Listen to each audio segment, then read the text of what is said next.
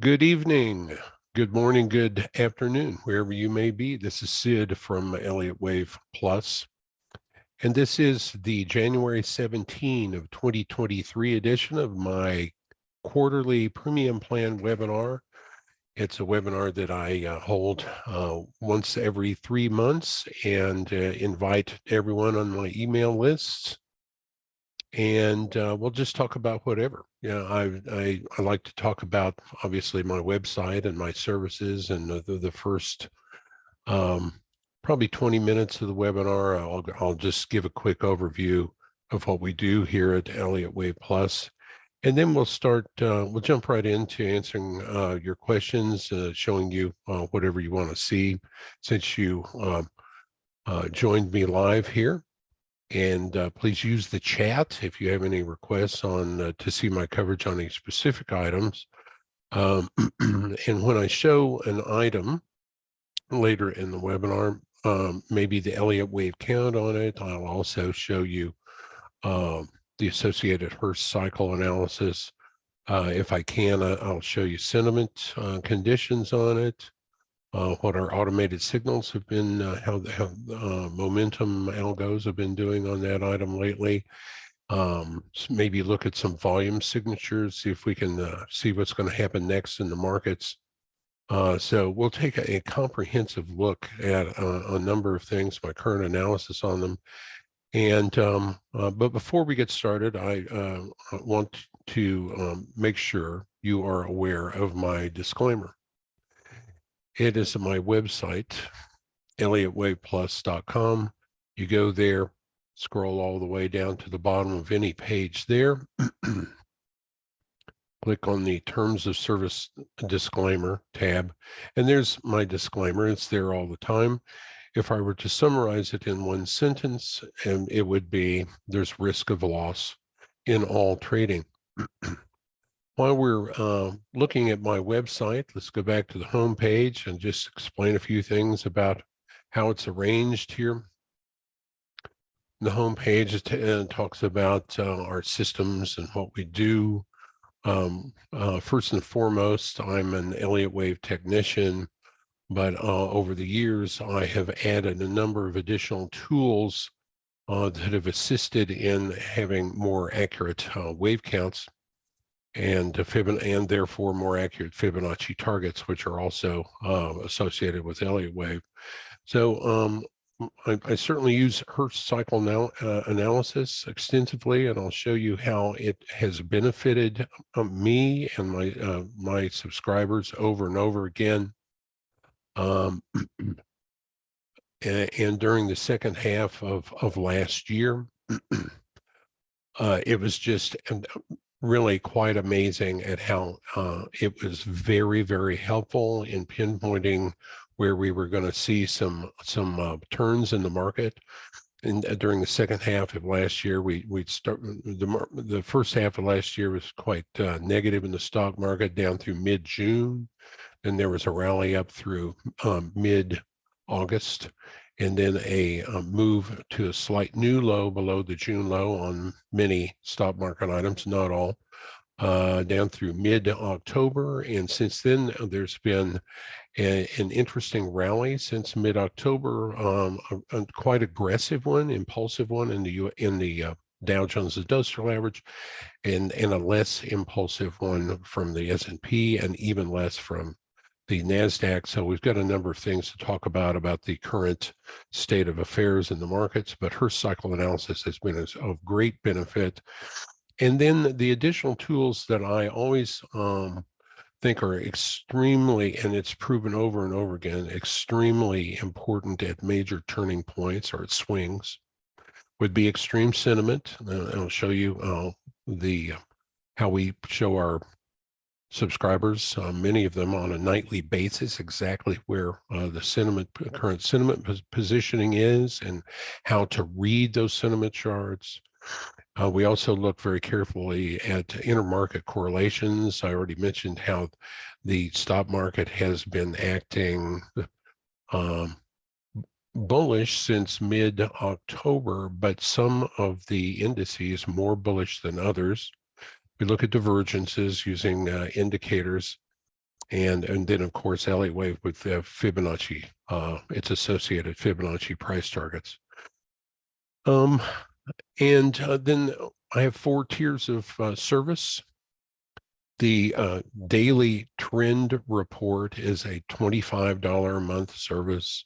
It's a very simplified service where if you are a subscriber, when you're logged in at the site, and of course I'm logged in as a subscriber to everything, one of the things if you were a daily trend report subscriber at $25 a month, you get these daily trend reports on a nightly basis, Monday through Friday. And these are simple trend charts that, for instance, here's one on the Australian dollar. And you can see that just using indicators, no Elliott Wave, no Hurst, we can see that on a daily chart, the Australian dollar has been in an uptrend since November 4. And there's on each chart, I show exactly how to read the indicators on the chart, but obviously we're still in an uptrend on the Australian dollar.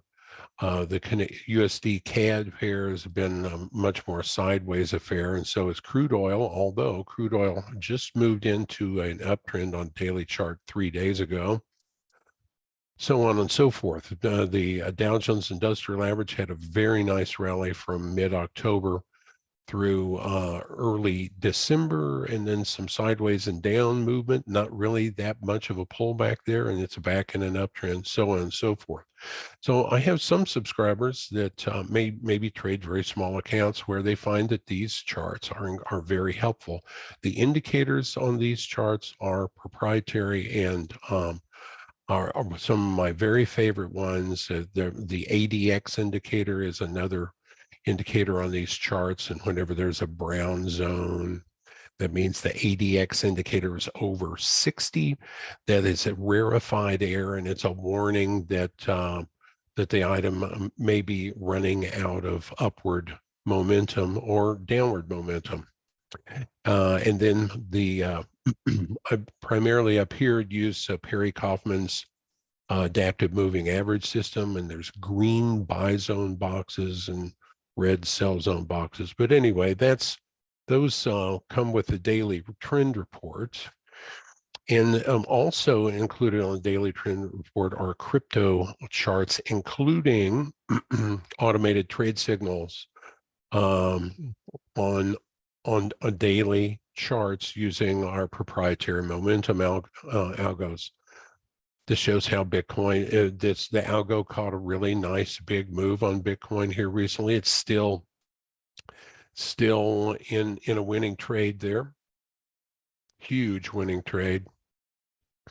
And it also shows what my Elliott Wave count is on Bitcoin on a daily chart as well as a weekly chart, and more signals. And I know a couple of weeks ago I was pointing out in my weekly counts webinar for Pro Plan subscribers and higher that we were staring a potential unified rally in cryptos right in the face based on not only Hurst, but my Elliott Wave count and the algos that came in about 2 weeks ago. And it's been an amazing move to the upside on many of those. And so we show Elliott Wave on Bitcoin as well as automated trade signals on all of the other cryptos. And the cryptos have clearly woken up. So that is what involved with the our lowest price service that is called the trend, the daily trend reports. Next level up at $70 a month is the EWP screenshots.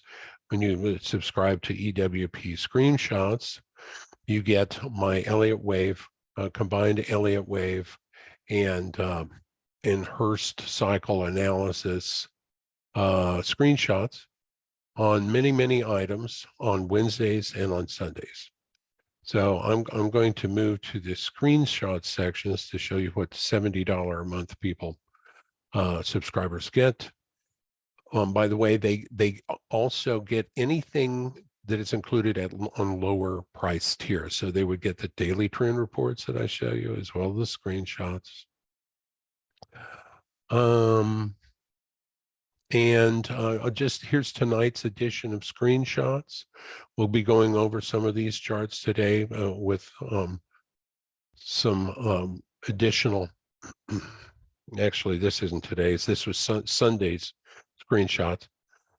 So for instance, on US stock indices, and we'll get into some detail on these as we move forward, but on US stock indices, I've got multi-time frame charts on the S&P, Dow, NASDAQ, and Russell. And then also on lots more. It's screenshots on many commodities, multi-time frames screenshots on weekly counts, generally wave counts on a number of stock indices around the globe, including the DAX, the FTSE, Hang Seng, and more. Here's a list of those very quickly. EEM has been a good one lately, and Nikkei, Nifty, Shanghai, the Canadian stock market, and the Australian stock market. All those are included, weekly charts on those. And then we cover individual stocks on the weekends, a number of the most popular ones, and there's one I'm going to talk about quite a bit today. That's Apple. But Apple, Amazon, Alibaba, Barrick Gold, Boeing, popular marijuana stock, Disney, Google, Meta, Microsoft, Newmont Mining, Netflix, Tesla, and Walmart. All those individual, I keep live, for the most part, weekly charts on those with where I work with both Hurst and Elliott Wave and its associated Fibonacci price targets, come up with a forward roadmap on those. Also bonds, I generally do the ZB 30-year contract and TLT on bonds and junk bond. Commodities, a number of commodities are covered: copper, crude oil, gold, natural gas, palladium, platinum, silver.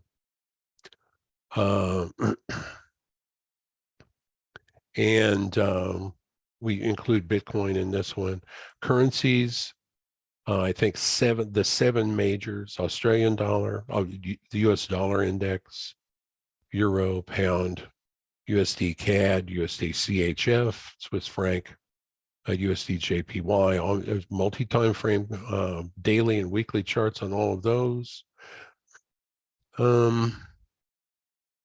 Sectors, the screenshots each week on sectors and miscellaneous items include valuable information about the advanced decline line and a number of ETFs. GDX is a popular one, KBE for banking sector, SIL for silver stocks. We show the VIX and the put call ratio sometimes if it's in a critical juncture, XLE, large cap oil, so on and so forth. Lots of them. So screenshots subscribers at the $70 a month, we get to see those on Wednesdays and nights and on Sundays, basically the weekend screenshots. That's a $70 a month plan. Then the $100 a month plan includes a weekly webinar. So that includes not only the EWP screenshots, but the daily trend reports, and they also get a usually about 2.5 to 3 hour webinar I do on Sunday mornings. And those webinars are all many months of webinars and screenshots and nightly reports. History going way back are kept at the site, so you can look back and see how well I've been doing. This is the recording of the Sunday webinar right here, And so if you were a $100 a month webinar or pro plan subscriber, you'd not only get the daily reports, but the screenshots and the webinars. You get the straight up Zoom recording of the webinar. And then a couple hours after the end of the webinar, we post this. This is a recording of the entire webinar that also includes an on-screen menu. So if your primary interest is well, gold miners, for instance, would just go to mining stocks.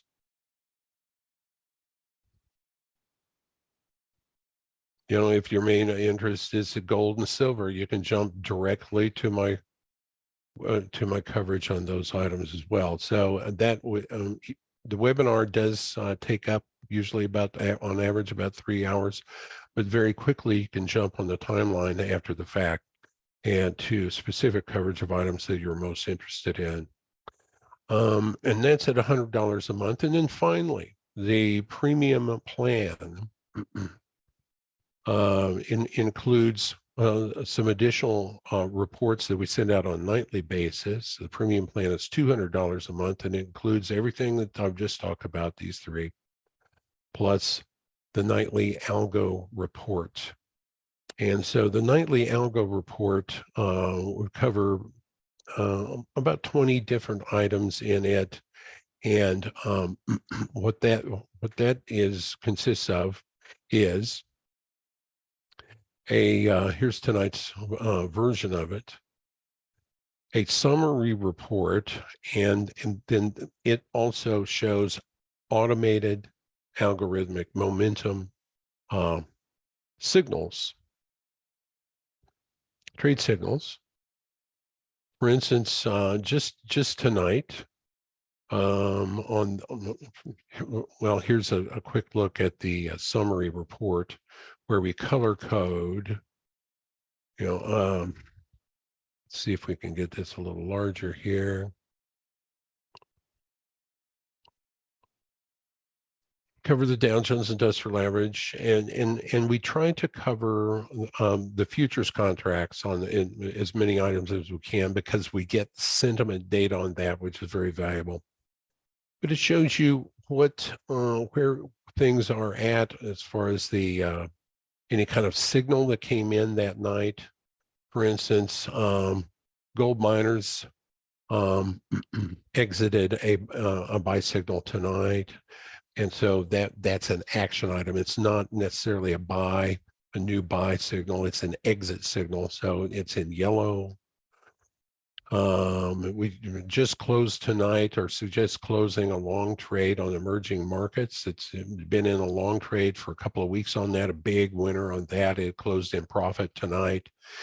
Same thing, we had a signal closed in profit tonight on bonds. We have a new limit sell signal on crude oil. We'll look at that in a minute. No, Jim, I don't have anything that just covers S&P, and I would strongly suggest to you that you branch out and look at more things than just the S&P. Because sometimes there's a lousy trading environment on the S&P and a perfectly good trading environment somewhere else. But on the US dollar, we just closed a sell signal that was in for about 18 days in profit tonight. There's a new sell signal on the Canadian dollar, and we could just close tonight a new in profit, a buy signal on the Euro USD. Closed that. They'd been in that trade for about 10 days. And then on the Australian dollar, just closed in profit a long trade on the Australian dollar, about 8 days worth on that. So the whole bunch of winning trades here just recently, most of them related to currencies, actually, or things that are highly, highly driven by currencies like emerging markets. And so a weaker dollar is generally very supportive of upward movement in emerging market stocks. And so that has been a really good trade lately based on the weaker dollar. Emerging market stocks have benefited very greatly from the weakness in the US dollar lately. So here's the list of all the screenshots. Australian dollar, for instance, there's the exit from the winning trade. And then also the premium plan members get to see our sentiment conditions screenshots every night, and these are incredibly valuable. I've had webinars about this before, but these honestly are a work of art. I've had the help of a long time student of Larry Williams when developing these items, and there's even one indicator where I used Larry's code to create it that he published in a book some many years ago called The Commercials as a Percent of Open Interest. But a lot of this sentiment conditions where I compare commercials positioning to retail positioning is it was inspired by the longtime work in this area of sentiment by Larry Williams. So when the commercials are all heavily short, so these three indicators right here show you the fastest acting commercials positioning indicator that we have. Larry Williams called it the Wilco indicator, invented it probably over 20 years ago, maybe longer than that. And then this is the commercials positioning as it compares to their most bullish and bearish positioning over the last 6 months. And this is their current positioning, commercials positioning, as it compares with their most bullish and bearish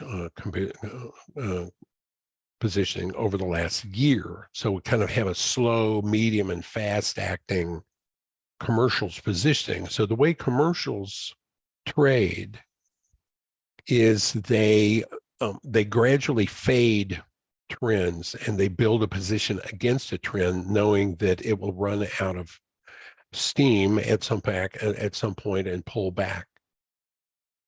That's a very simplified explanation of how commercials trade. They build positions against a mature trend. And as they are building their positions, they end up with some pretty large short positions, and that's what these pink areas are showing.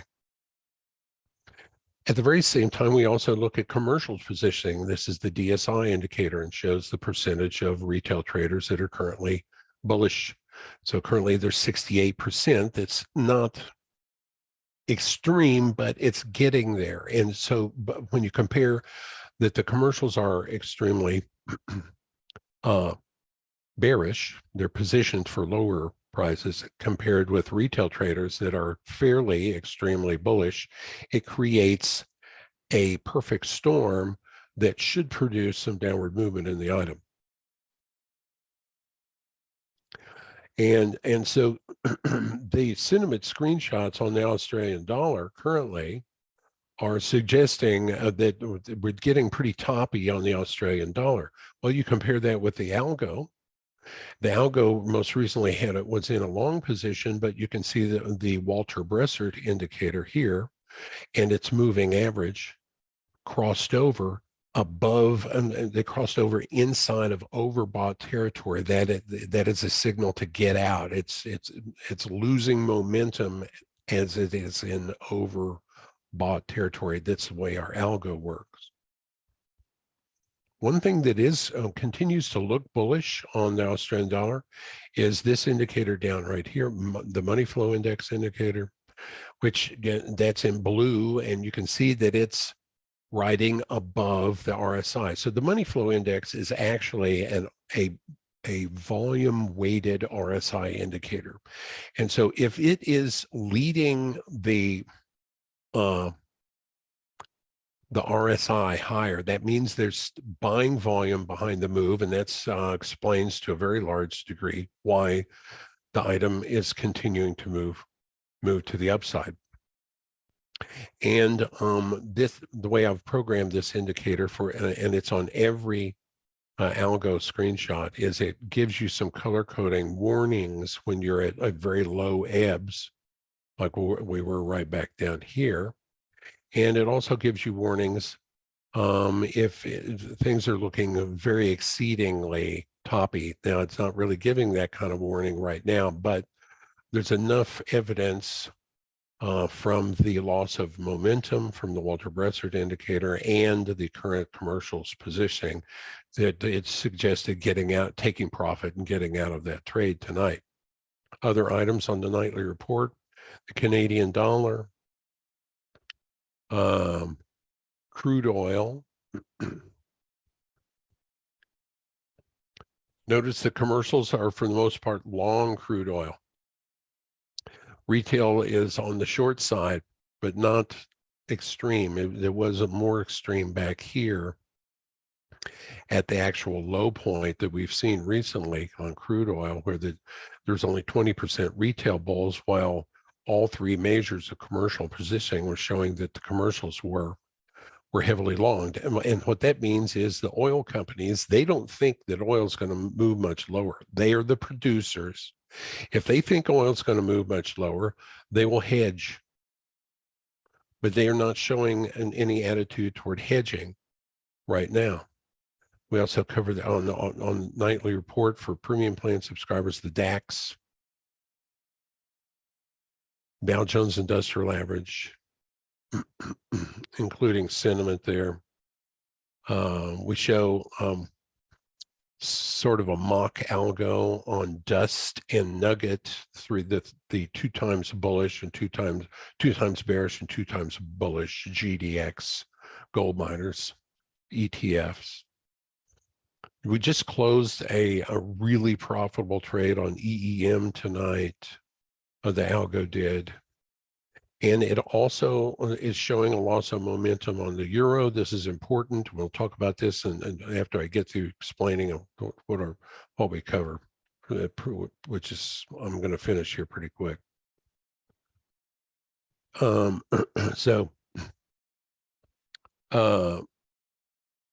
Nice winner here recently on the euro, but there's a loss of upward momentum occurring.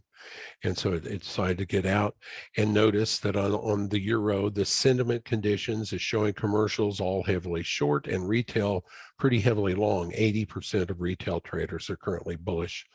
That is very close to a perfect storm of bearishness on the euro. We also covered GDX. We recently had a nice winner back here and a few winners on the way up. That big winner on gold, it's still open. This is the algo on gold. It's been along gold since December 29. That's a huge winner, but there's some warning signs coming in now. And the Walter Bressert indicator and its moving average are just about to cross over. You see this red box up here that is indicating that retail sentiment is way out of whack. I mean, we'll look at the retail DSI here in a minute, but I think it recently reached really close to 90. Yeah, 92. So here's the sentiment conditions on gold. Also, the short and medium term commercials are now showing that they are wanting to hedge. That means the gold miners, the producers of gold, are wanting to hedge against a move lower in gold prices. That is a warning sign. So is a 92 on the DSI. Those are fairly severe warning signs. The 1 year look back isn't quite as bearish yet, but these sentiment condition screenshots, if you look at the signals that they are able to produce with no Elliott Wave and no Hurst, only just comparing commercials positioning to retail positioning, it's amazing how they are able to produce signals at important junctures, especially on commodities. Currently in a long position there, KBE banking, the NQ contract, NASDAQ, little bit of a warning sign here occurring right now. You can see the Walter Brisset is about to cross over. One good aspect, positive aspect, is we're seeing the money flow overtake the RSI. So we're really at a very important kind of critical juncture. I recently did a blog post right at the beginning of the year that the stock market was entering this year at a critical juncture. I'll show you what I mean by that here in a minute with the wave counts. Also, we cover for the on nightly reports, the NQ contract, and then a couple of ETFs, leveraged ETFs on the NASDAQ, a couple of leveraged ETFs on the S&P, a couple of leveraged ETFs on the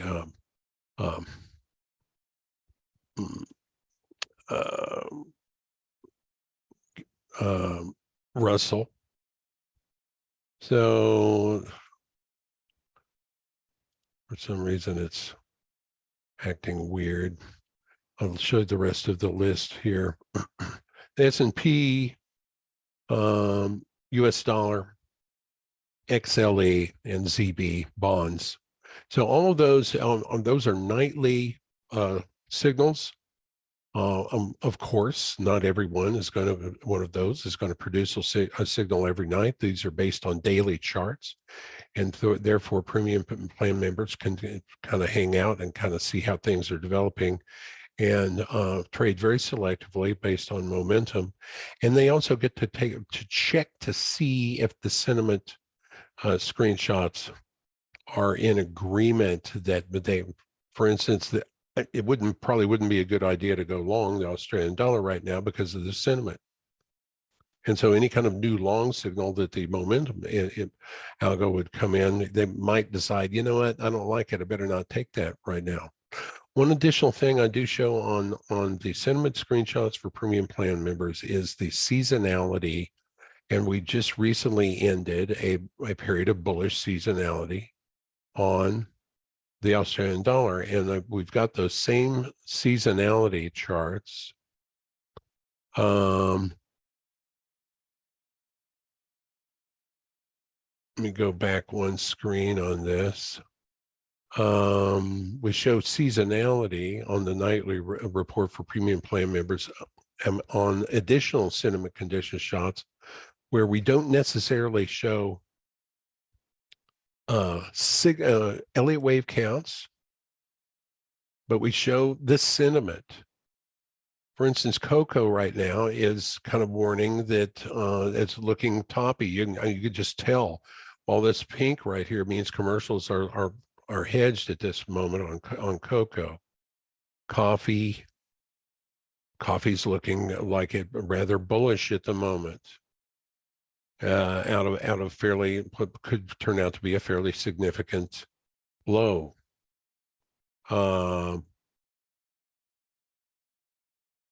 Copper's looking a bit toppy, an 88 on the DSI.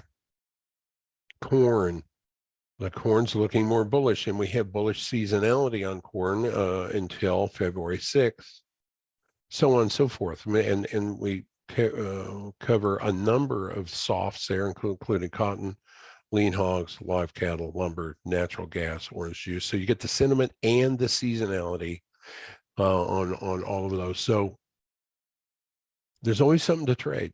There's no matter what the stock market or the S&P is doing, there's always something to trade. And the premium plan really covers a lot of territory and provides a lot of information that I know professional traders want to see. Thank you for that comment, Doug. The sentiment analysis is completely worth the price of admission. And then you add on top of that, the seasonality. There's a lot there. So that is my website. And I've shown you now the 4 levels of service that we have. And I'll just mention to you now that if you've never subscribed with us before, send me an email. Send me an email. You can either use the contact form down here like this, or you can just email me. It's sid at elliottwaveplus.com. Very easy. sid@elliottwave.plus.com, and just send me a note. Hey, Sid, yeah, I'd be interested in getting half price on the first month of a service. Pick your level of service.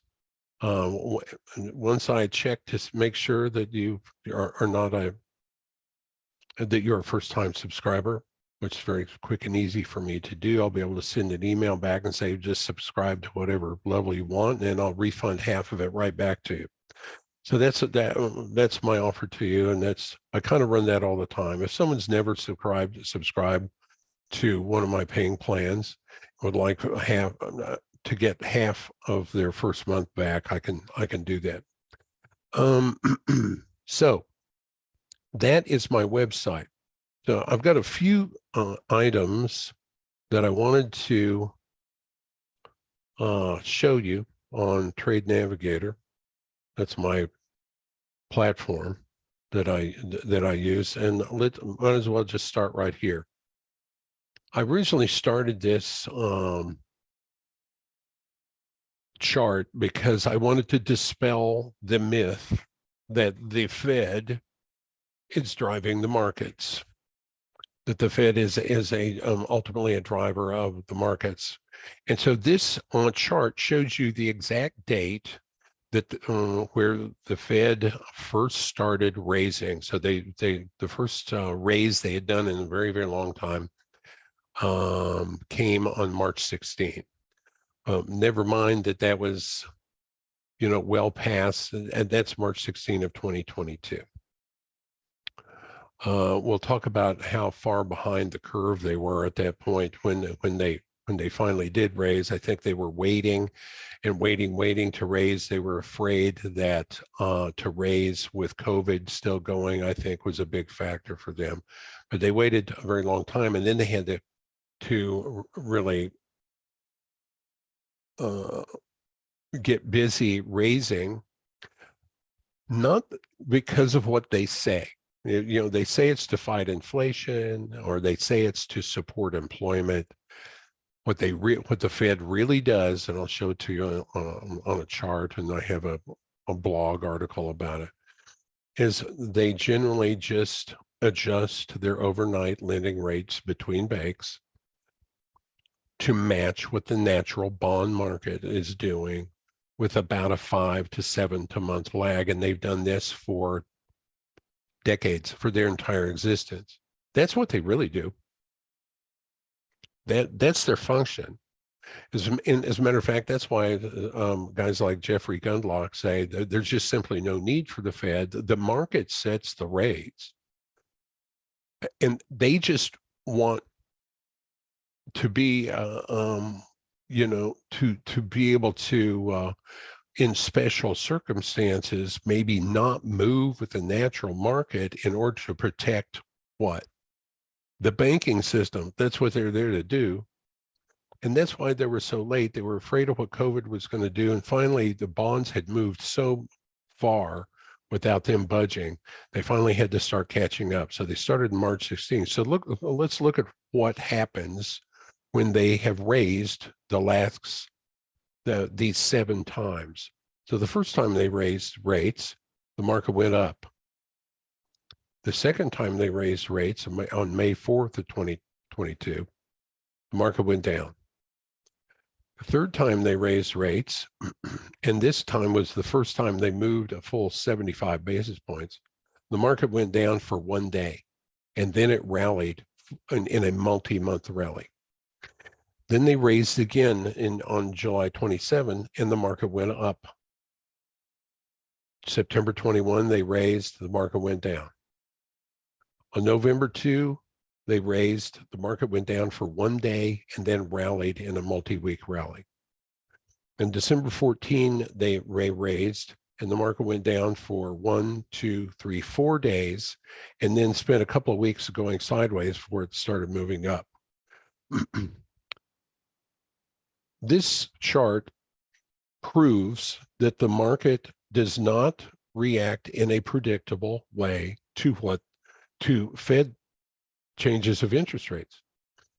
And despite this, financial propaganda media, TV stations, that or channels that cover the financial markets are because their roots are as a news organization, they believe in their heart of hearts, apparently, that the market moves on news. And so every time the Fed does something like that, that's news. They report it and they expect the market to have a reasonable and logical response to it. Well, that is not what really happens in the real world at all. As a matter of fact, the same thing can be said about job reports over the year. Sometimes a good job report comes out and the market moves up, and other times a good jobs report comes out and the market moves down. There's no rhyme or reason to it. And so therefore, these news events, really all they do is they cause volatility on the short term, but generally the market seems to move on and do what it was going to do on a technical basis anyway. So I think many people would be surprised to know that at today's high, the high in the market today that we saw, the stock market had only dropped a little over 7% since the Fed raised the first time. So the first raise was right here. I've drawn a line right at that level right there, and they've raised 7 times now, and quite aggressively, and yet the market really is only down 7% after they started raising.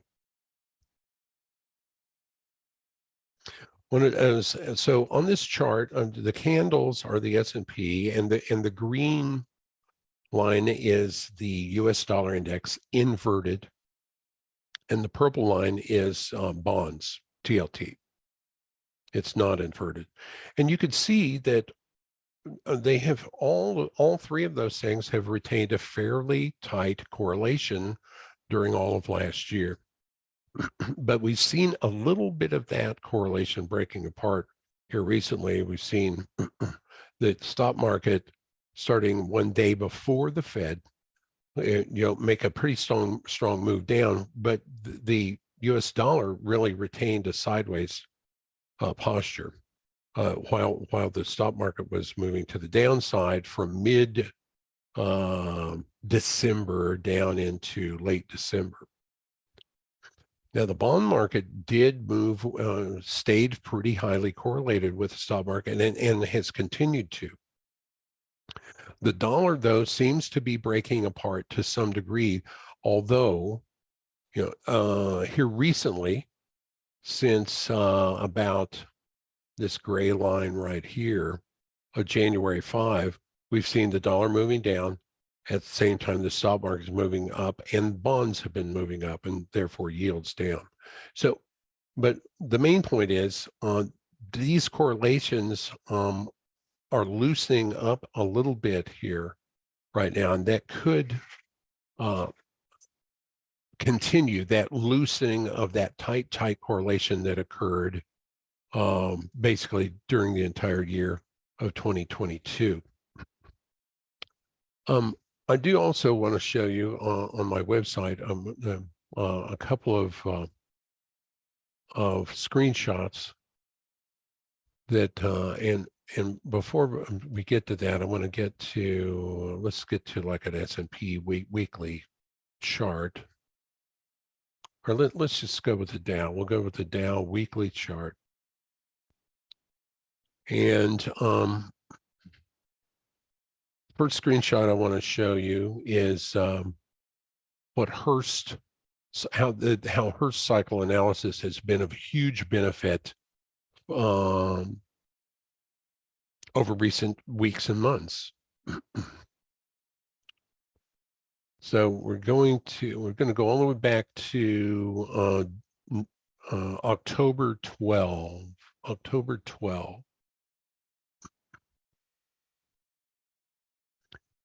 So how many of you, just curious, think that you are kind of pretty much aware of how Hurst Cycles works. Anybody in here, it'd probably be one of my subscribers or two is all. But let's go back to October 12th. And this, and for this, we're going to go to the October 12, and let's look at the S&P daily.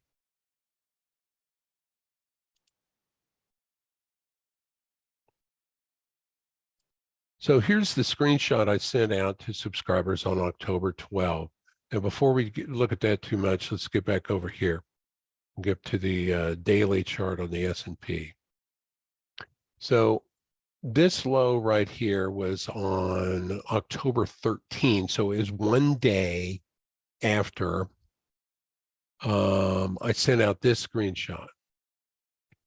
And you can see that Hurst Cycle Analysis was expecting an 80-day cycle trough. And I had two Fibonacci targets down here, one at 35.16. And you can barely read this, but I think that is 34.91. So it's expecting a bottom for this blue wave 4, and Hurst Cycle Analysis was bullish from this, whatever low it was going to put in right here, all the way through mid-December next on this screenshot. So this screenshot is way back on October 12th. Also, I was noting on the chart that the daily sentiment index, the retail,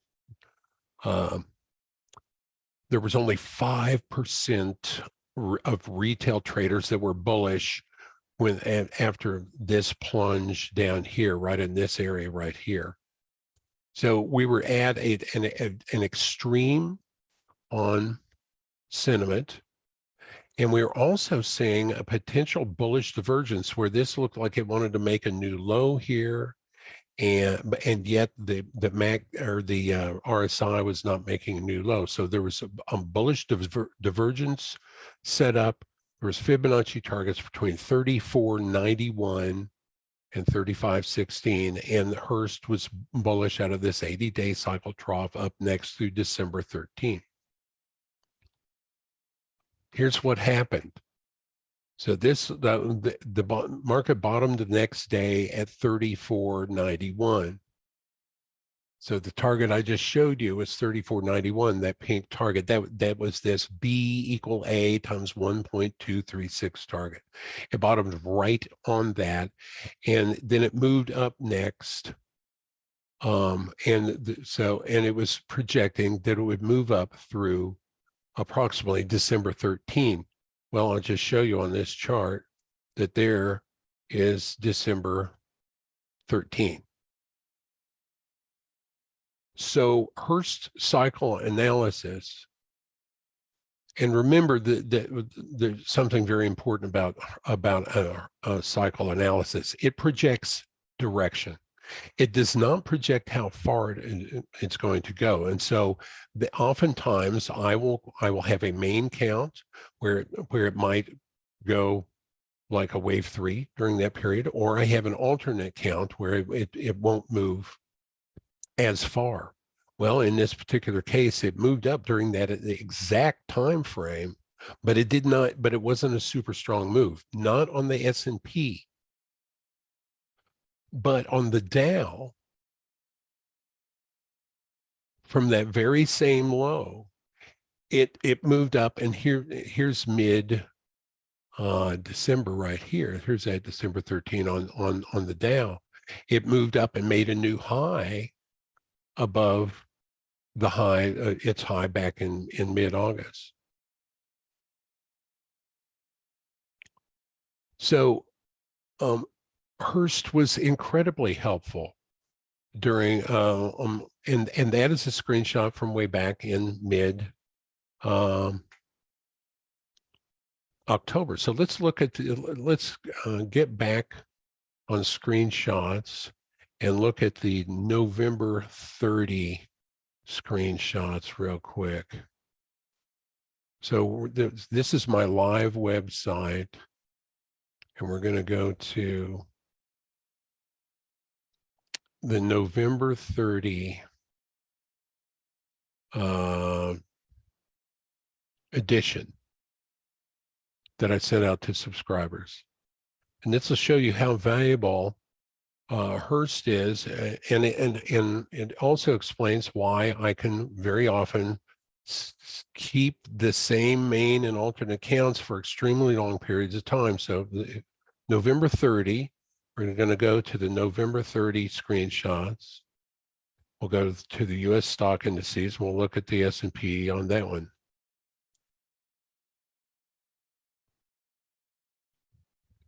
So on that night right there, Hurst was saying, whoa, this is looking real toppy. Better look for a pullback.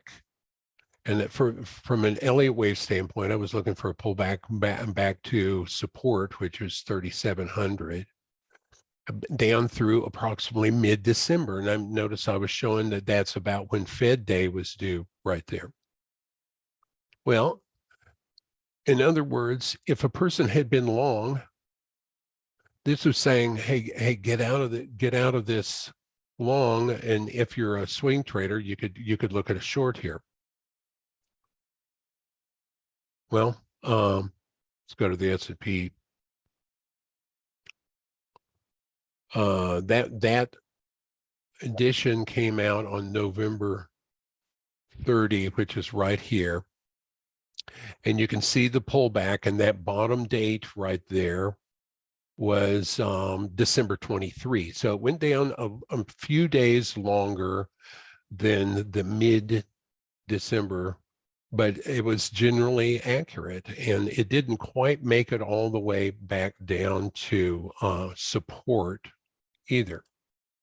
But you can see how it assisted in the direction that it was moving. And guess what? Once it got down here into mid-December, it's pretty close to Christmas, it started to move to the upside. And so this is the upside that we've gotten so far, which is a little disappointing, I must admit. And therefore, that's why we are, as far as the upward movement, that's why we're at a critical juncture in these markets. And so just very quickly on also, I want to show you on the S&P, this is the mid-August high of last year. On the Dow, this is the mid-August high right here. So the Dow has actually made it up above that, and it's still hovering up real close to that. As a matter of fact, on the Dow, it looks like we got a really clear 5-wave structure out of that low. I think that's very important. 1, 2, 1, 2, 3, 4, 3, 4, 5. So no offense to the gentleman that was asking, earlier, I only trade the S&P, and no offense at all, but I just really think that if you aren't taking a really good look around the globe at a bunch of different things, that the S&P analysis all by itself can be deceiving, and often is. So I think that this low in the Dow Jones Industrial Average was a large cycle low, probably at least an 18-month and maybe a 4.5-year cycle trough low. And so, but because of that 5-wave structure out of that low, also look at these subdivisions on the way up. 1, 2, 1, 2, 3, 4, 3. So this green wave 3 was exactly to the tick almost 1.618 times the length of wave 1. That's a perfect wave 3. And then the 5th wave up, even though it was a little noisy, was a perfect 0.618 times the net traveled of green 1 through 3. So if you measure that distance right there from an Elliott wave standpoint, take that times 0.618 and add that to the bottom of 4, that produced this green line right here. And that's exactly where it stopped going up. And then we got an expanded flat with a slight new high in it. Now, at the time, I was looking for that to pull back to the wave 4 of 1 lesser degree. And the Dow has been so bullish that it couldn't even get back to the wave 4 of 1 lesser degree, which is kind of an initial rough target for a pullback in Elliott Wave. And admittedly, this move to the upside is a little rough so far. But a Hurst analysis of the Dow Jones Industrial Average is bullish from Jan 22. That is basically this weekend on through the end of the month. So I figured there's a couple of ways it can do that. It can move up and finish off a third wave fairly quickly. This would be pink 1, pink 2, pink 3, 4, 5. And I'm going to talk about this target zone here in a minute. Or if it continues to be rather weak to the upside, it could finish an ending diagonal where it peaks here around Jan 31, comes down and overlaps with wave 4 below these highs, and then puts in its final high here in approximately late March. So there's a couple of different wave counts here. The main and the alternate. Notice that both of them work fairly well, roughly, with the Hurst roadmap, which is expecting downward movement from Jan 16, and these are the exact dates that I put on Sunday for the webinar. I haven't done a new analysis. Downward movement from Jan 16 to Jan 22, then up through Jan 31, down through Feb 20, a 20-week cycle trough, and then up through March 31. If it can't make it all the way up here, then it may fall short of it. So I have a main and an alternate that basically work through the same sequence on the date, the Hurst dates, but produce different wave counts. I got to tell you, I've seen what other Elliott Wave services produce, and nobody's doing this. It's a lot of work. I don't think I have been unable to really teach anyone how to do it. It's just something I've figured out how to do, where I combine these analyses. But ever since I added Hurst, I think my work has just gotten better and better. One thing I refuse to do, I refuse to use the term magic or wizardry associated with my Fibonacci counts. I think anytime you hear someone do that, that's a crock. And as a matter of fact, I'm convinced that Elliott Wave, when used all by itself, is extremely dangerous. But when you use it in combination with a knowledgeable way to use cycle analysis and sentiment, then I think you've got something. Well, let's take a look at sentiment. Well, commercials are not, I wouldn't say commercials are very enamored with this market right now on the S&P. On 6-month look back, they're pretty short. We weren't all, we did get a 15 reading off of the DSI recently down here. And I was bullish and out of this, what I call an 80-day cycle trough. But the upward movement is somewhat hesitant. So I've got a couple of wave counts. I already showed you one. Here's another one. If anyone watches any of David Hickson's, he generally does an S&P update for sentient trader software, Hurst Cycles, on YouTube for free, every few weeks or so. And his analysis still calls for a move to the downside into an 18-month cycle trough due sometime in late February or early March. And the reason that his analysis, that analysis is pretty much what I call a no repins analysis. And there is some support for this idea. One is that and this wave count, it figures that the entire move off of the March 2020 low is actually an ABC zigzag for wave 1 of an eventual ending contracting diagonal that'll take several more years to top. Why would I count that as a 3-wave move up? Because wave C, this pink line right here, was a target where wave C in pink would be a 0.618 expansion off the top of wave A. So on a similar chart, you measure this distance here, take it times 0.618 and add it to the top of that, and you get that exact top. That really is decent evidence that the move up in the S&P was an ABC zigzag. And if this is going to, if this wave count is going to be correct, typically wave 2 of a diagonal will retrace, and this is from the Frost and Proctor book, 0.66 at 0.81, 66 to 81% of the entirety of wave 1 of the diagonal. So that is way down here at like 2865 and potentially a little lower. Also, the entire second half of last year is forming what could be interpreted as a triangle. So 1, 2, 3, 4, 5 for A, and then A, B, C for A, B, C for B, C of the triangle, D, E of the triangle, finishing now, and this would turn into a route, a terminal thrust out of a triangle. It would also create the best buying opportunity here in just a few weeks for the entirety of the stock market, the best buying opportunity we've seen since that $2.1 trillion worth of stimulus came out in mid-March of 2020.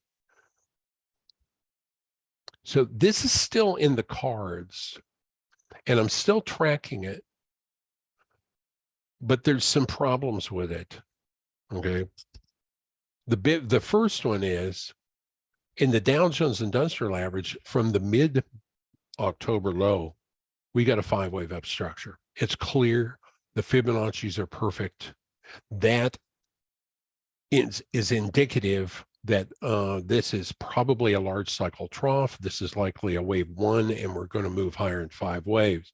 Why would we move up all the way up into this target zone? On the very, very long-term chart, there are 3 Fibonacci targets on the Dow Jones Industrial Average that have not been hit yet for the end of a 5th wave up at several degrees of trend. So if, like Proctor and most Elliottians, you call the 1932 low a super cycle wave 4 low, and you count up from that a 1 and a 2 and a 3 in 1966 and a 4 in 1974. When the Dow hits 41,020, which it has not done yet, the entire rally from the 1932 low, the 1974 low will cut the entire rally by the golden section. In other words, from here to the 1974 low would be a unit of 1. You take that times 1.618 and add it to that low, and you get 41,020. That would be an extremely extended 5th wave target, and that's exactly what we're getting up from the 1974 low, 1 in burgundy, 2, and almost ridiculous wave 3 up through the year 2000. However, that wave 3 stopped going up at almost exactly a 4.236 expansion off of wave 1. So if this is the unit of 1, take that times 4.236, add it to the top of that, and you get this dotted line right here.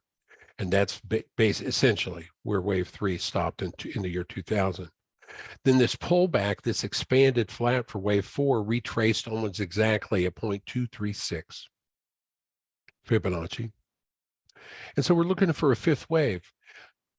And we're looking for a normal 5th wave because we already got an extended 5th wave. So one of the odd numbered waves of an impulse is typically extended. And in the stock market, that is almost always the 3rd wave. So we're looking for a normal 5th wave. So what's a normal 5th wave target in burgundy or primary degree? That's at 41,981. That also has not been hit yet in the Dow. That's where wave 5 would be the most common, 0.618 times the net traveled of 1 through 3. So to take the distance from here through the top of 3, take that times 0.618, add it to the top of 3, no, add it to the bottom of 4, and you get that target. Very common target. No, Dennis, 1 and 5, that is a definitely something in the blue book that needs to be updated. Wave 5 and 1 are almost never equal. That was a real rough estimate, and I don't agree with that as a good Fibonacci target. There's several things that I think should be upgraded in the blue book, and it really was written, I think, in like 1974, and there's several things that I think need to be updated in it. I doubt it ever happens at this juncture.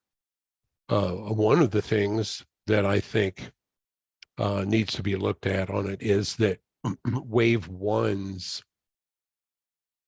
subdivide as a clear 5-wave structure. I would say it's very rare that a wave 1 actually subdivides as a clean 5, almost never. That needs to be changed. But the Fibonacci targets, a lot of these Fibonacci targets that I'm using, I've learned a lot of these from Peter Goodburn. He has a website, a service called Wave Track, and I like his service. He uses Elliott Wave and some cycles, custom cycles, and Fibonacci, and he uses Fibonacci on Similog charts. And I think his work on Fibonacci is definitive. It's the best out there, and it should be taken as the best method to use. And I have incorporated it. And so I always, on all time frames, use a Similog chart, even on intraday charts, like 240-minute charts, 60-minute charts. I use Similog, and I look for wave 5s that are equal to the net travel to 1 through 3 times 0.618 as my primary wave 5, initial wave 5 target. That still looks doable. And then up from the 2009 low, there needs to be 5 intermediate degree waves. And it's pretty clear where these are: 1, 2, 1, 2, 3, 4, 3, and then that big expanded flat down into the March of 2020 low for wave 4. And so this 5th wave up here needs to subdivide into 5 waves, and it needs to peak somewhere up in this Fibonacci target zone. And so it does not look like we have a completed 5 up from that low yet. If this was the end of a 5-wave up structure, I don't believe that that's correct wave counting. Not to mention it fell short of the Fibonacci target. But looking for the target for the end of the 5th wave, we're also looking for a normal 5th wave. Well, we've already seen a black 1, black 2, and an extended black wave 3, where black wave 3 was a 0.618 expansion of wave 1. Then the truncations are possible, Dennis, but I still think they need to support some sort of Fibonacci at where they end. Some kind of Fibonacci target, and because there is this trio of strong targets up here, and because this is not a clean 5-wave up structure, I doubt that we get a truncation. So 1, 2, 3, 4. I know this is an enormous wave 4, but it still counts as possible because the price has not moved down into the price territory of wave 1 yet. And so I'm thinking that we're going to get from the March of 2020 low, a 5-wave non-overlapping impulse to the upside into that target zone. However, if that's not the way it turns out, and we get a 5-wave ending diagonal, that would be like that alternate that I just showed you on the S&P, then this wave 4 probably moved down a bit lower. And you get a 1, 2, 3, 4, 5, and it would take a few more years to top out. But that at this juncture, because the Dow is giving a clear 5-wave up impulse out of this low, I think we're in the 5th wave up. So because of everything I just showed you, I think the stock market, the Dow, needs to move up into that target zone, and it's most likely to do it at this juncture as a 5-wave impulse because of the 5-wave up here. This is why I was saying earlier, let's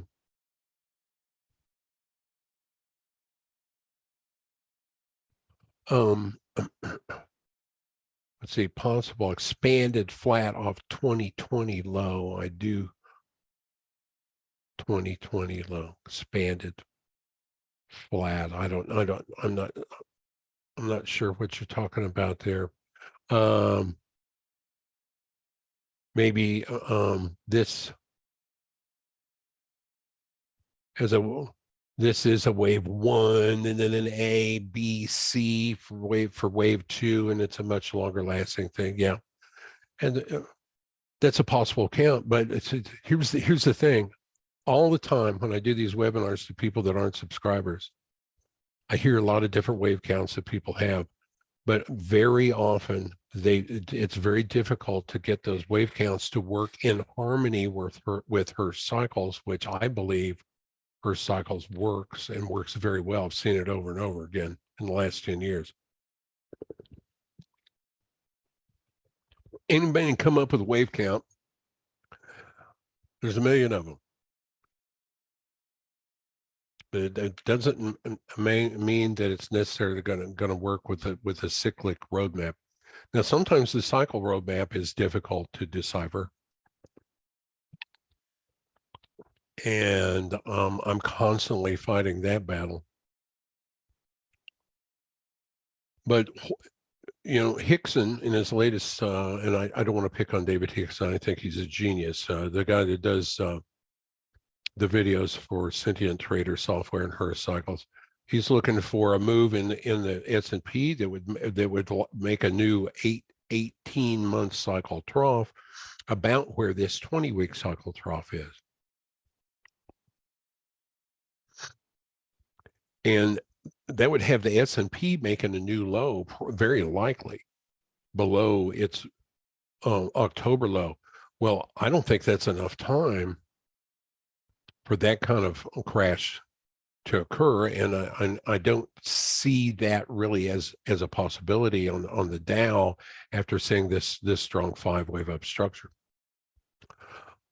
And then if that is going to be an 18-month cycle trough somewhere in, let's say, late February, then there's going to be several months of upward movement out of that low.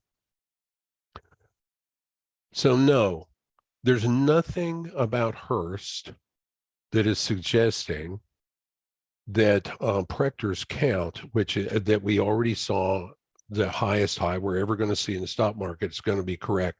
I really don't think that his count is going to end up being correct. I think that the stock market will make new highs above the January highs of 2022. For example, I think I have a Hurst. So we can argue about these indices all we want.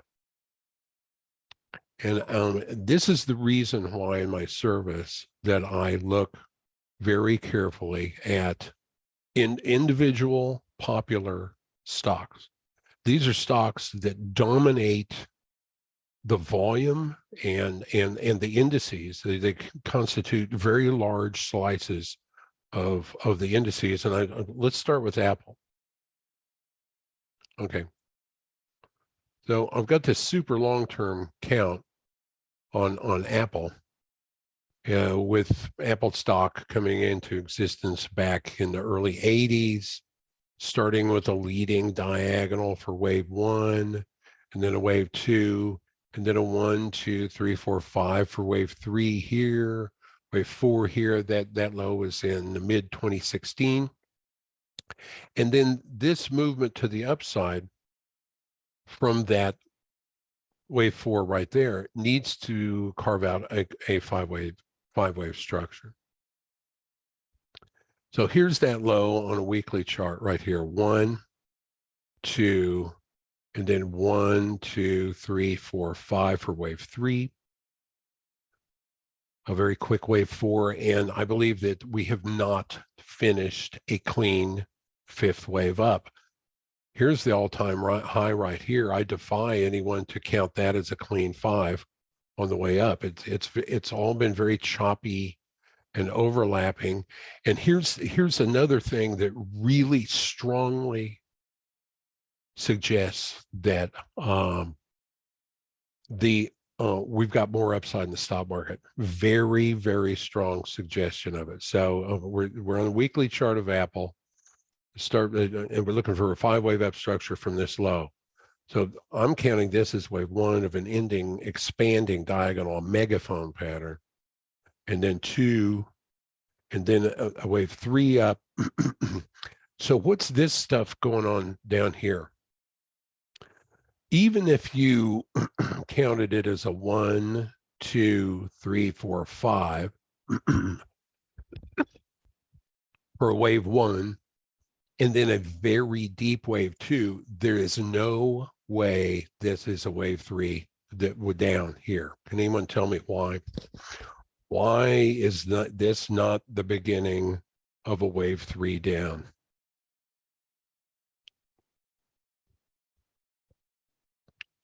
Why can it's not possible? It's because there's a triangle right there. And I'm going to change to the daily chart.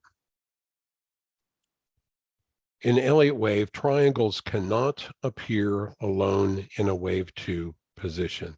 And this is one of the prettiest triangles you'll ever see that just happened in Apple, including a terminal thrust out of the triangle. This move down right here, A, triangle for B, C, is a picture-perfect textbook zigzag. This can't be a wave 2. This market isn't in position to crash. It's in position to rally.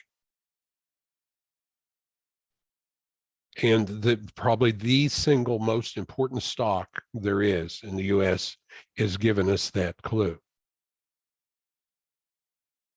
So moving back to the weekly chart, let's also take a look at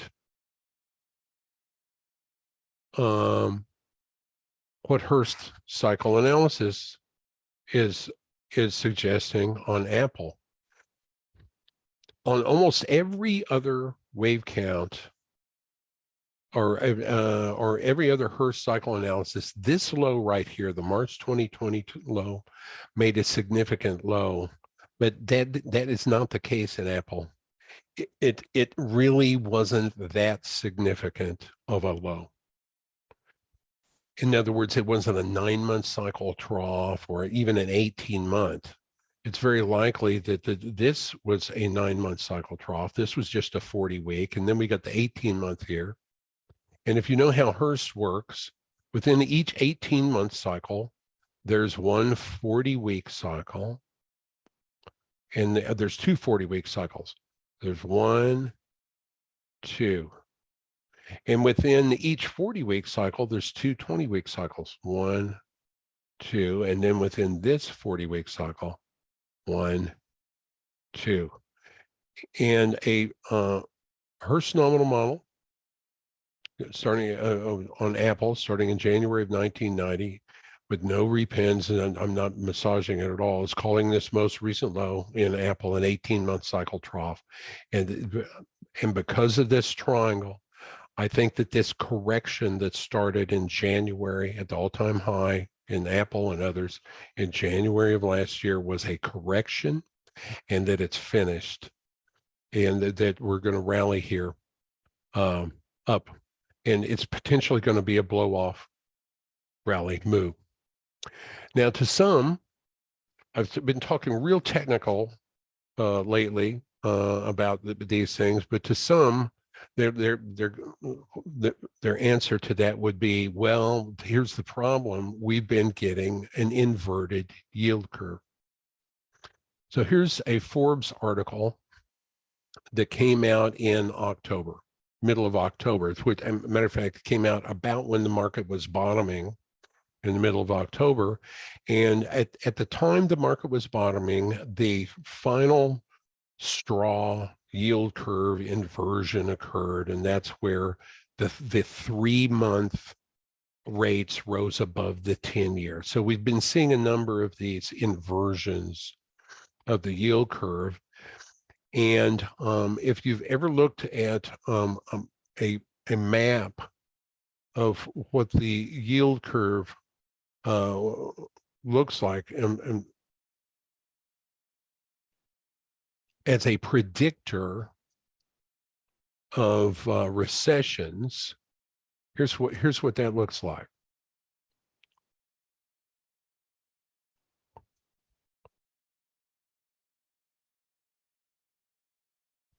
So this particular one is showing that when the short-term rates move above the long-term rates, in other words, they dip below this black line, that gray area is a recession, and that it follows within X number of months with fairly good predictability. The question is, how many months delay is there? Well, from the point of this most recent inversion in the middle of October, you would have, if this were 1978, you'd have to move 15 months forward before you get the first recession. And if this were the 1981 recession, that came in 10 months after the inversion. Here's one that came in 11 months after inversion, but the most recent and most severe one came in full, almost 2 years. That was, remember in 2007, the market topped. We started seeing inversions of bonds in February of 2006, but the market topped in October of 2007. There was like 22 months of delay from the time you started getting inverted bonds to the time that the stock market topped. And then within just a couple of months of the stock market top, we got an official start of a recession. And that's the most recent example. It was almost a 2-year delay. Well,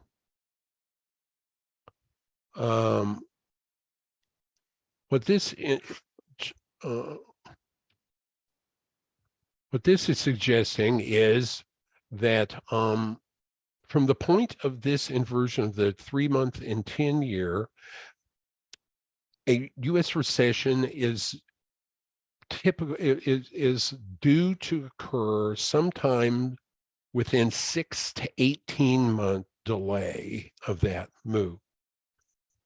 Well, that is an extremely blunt instrument and is worthless when it comes to timing, unless you take a look at it in this way. So let's go back to the Dow Jones Industrial Average chart. And so if the final inversion that they were looking for, the 3-month over the 10-year, or the 3-month started paying a higher yield than the 10-year, which indicates that the smart money isn't willing to lock in money for long periods of time at this point.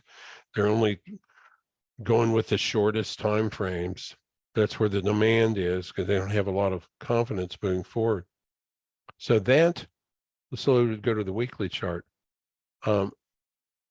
If mid-October was the final inversion, then the recession is supposed to start somewhere between March of this year, I mean, and so that would be 6 months, and then 18 months after would be March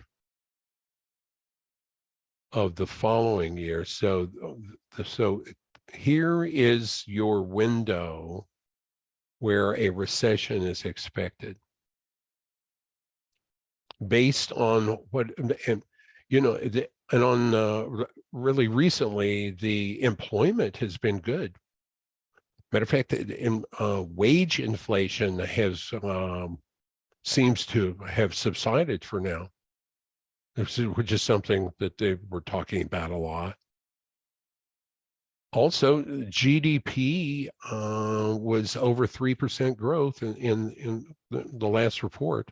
Now, the first and second quarters of last year were slightly negative, both of them. And that theoretically was a mild recession already.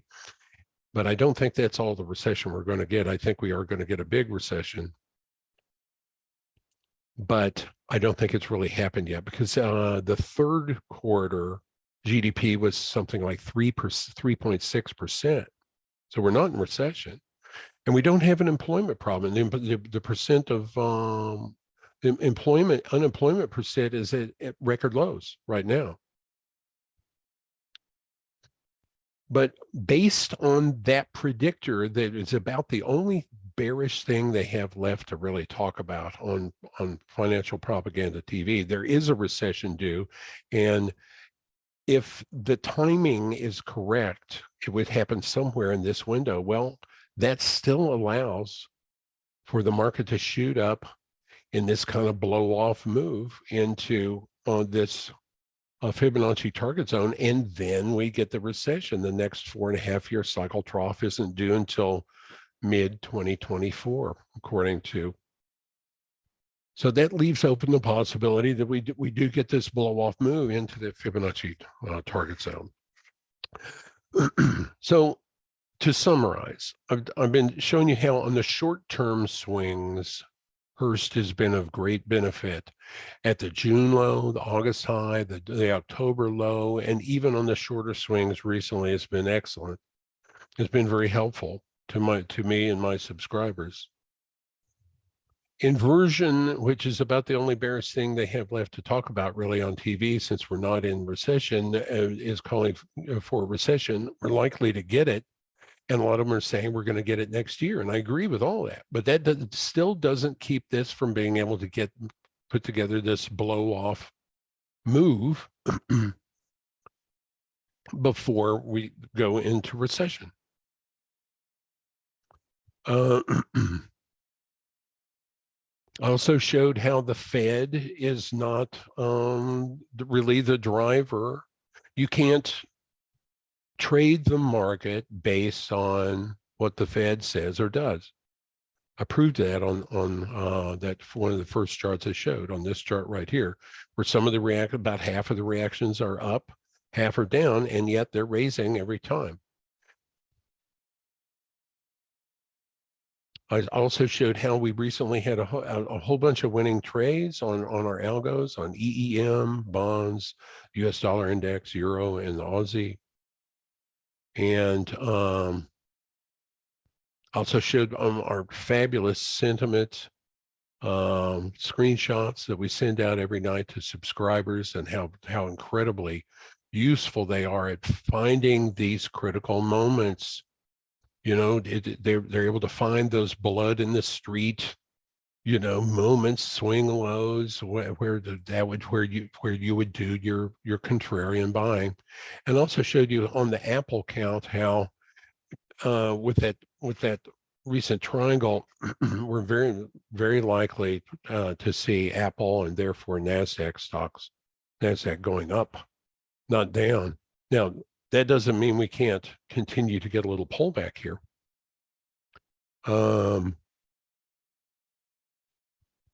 So on a 240-minute chart, if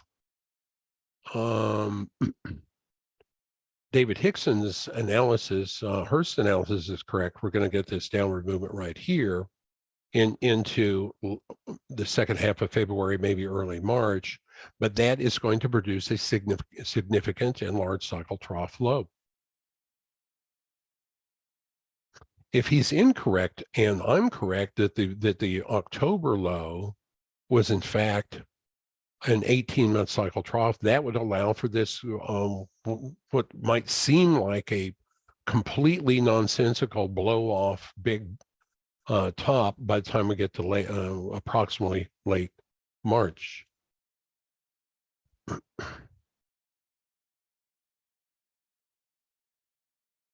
So that is, and therefore, when you put the whole picture together, it isn't completely and totally perfectly clear right at this moment, but I think it's going to be clear very soon. For instance, on this S&P chart, if we see the S&P, by the time we get toward the end of the month, if we see the S&P above 4,100, then that is going to invalidate this count that this is a triangle. It will move back above 4,100.96. If it does that, then this super bearish chart over the next few weeks is invalidated, and we're very likely on our way higher in a wave 3 up. And the Apple stock is certainly suggesting that is the much more likely, the more bullish options, the much more likely options. So that is pretty much everything I wanted to cover tonight. Don't forget to, and I'm here to answer your questions and stick around for a bit longer. So if anybody's got any other requests or anything, just let me know on the chat, in the chat, the Zoom chat. Remember that my, I'll put my email address in there. It's sid@ElliottWavePlus.com. I'll give you half price on your first month if you're a new subscriber to any level you like. Just send me an email. Smitty asks for gold. Okay. Always get asked for gold. Love looking at gold. In order to talk about gold, I really think we also need to talk about the US dollar index. What we're going to do on the recording is we might edit it and shorten it down quite a bit and put the recording up, but it's a good thing you're here live, because everything you're seeing and hearing right now, I don't necessarily want to give away to the world. Yeah, there will be a recording, but it'll probably be some of the very specific short-term counts will probably be left out. So gold, in my estimation, spent the last couple of years in a sideways wave 4. So I'm counting this as a third wave up here, and this sideways, essentially a flat as a wave 4. And so this is quite bullish on gold. I have a target of 24.22, and I think gold will move up there in 5 waves. It's possible that gold is substantially more bullish than that. And the reason I say that is because I am profoundly bearish on the US dollar based on Hurst Cycle Analysis. For many years. Matter of fact, I think over the next few years, we will see a changing of the guard on what currency is the global reserve currency. I think it'll gradually, it's a very gradual, I think a very gradual shift from the US dollar to the Chinese yuan.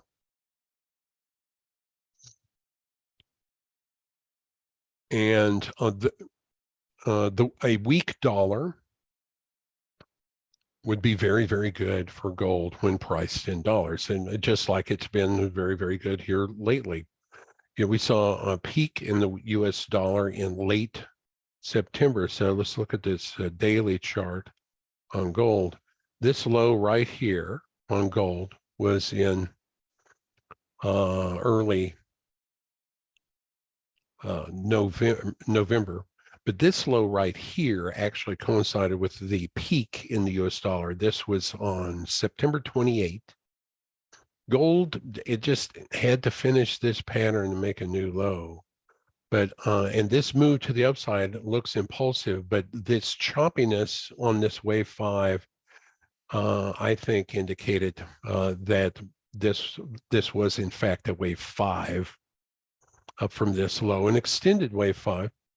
but a wave 5. And I think the next thing we're going to get is a pullback on gold. And according to Hurst, which have been very reliable on gold lately, we get a pullback down into probably approximately March.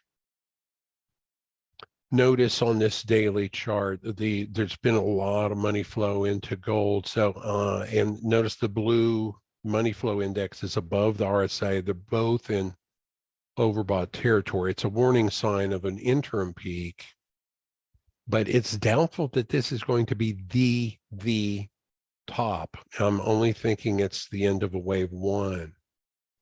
I think this is one of those perfect examples of where we got a 1, 2, 3, and 4, and then a 5th wave that only in hindsight we can't count it internally as a diagonal, but that must have been kind of what it was. So why am I so busy wanting to call a peak in gold and look for a pullback? Well, a couple of reasons. One is the sentiment, current sentiment conditions on gold. Commercials as a percent of open interest are heavily short. Commercials are as short right now as they have been, in other words, hedged against a fall in the price of gold.